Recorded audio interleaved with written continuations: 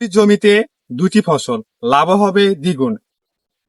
আজকের ভিডিওটিতে আলোচনা করব একই জমিতে দুটি ফসল, পেঁপের সঙ্গে মরিচের চাষাবাদ সম্পর্কে ভিডিওটিতে আপনাদের সঙ্গে আলোচনা করব, কিভাবে অধিক লাভবান হতে পারবেন আপনি।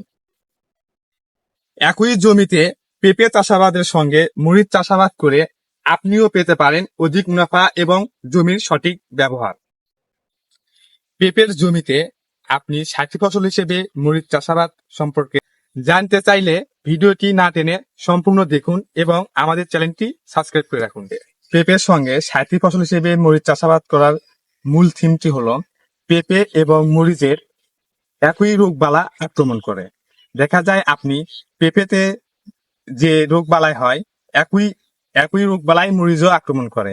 সেক্ষেত্রে আপনি পেঁপে মরিচে একই কীটনাশক ব্যবহার করে কম খরচে এবং লিভার কস্টিং কম করে আপনি মরিচ এবং পেঁপে একসঙ্গে চাষাবাদ করতে পারবেন। পেঁপের জমিতে সাথী ফসল মরিচ চাষাবাদ করে মরিচ বিক্রি করে পুরো জমির যে কস্টিং খরচটা হয় এটি আপনি তুলতে পারবেন এবং পরবর্তীতে পেঁপে বিক্রি করে আপনি সম্পূর্ণই লাভবান হতে পারবেন।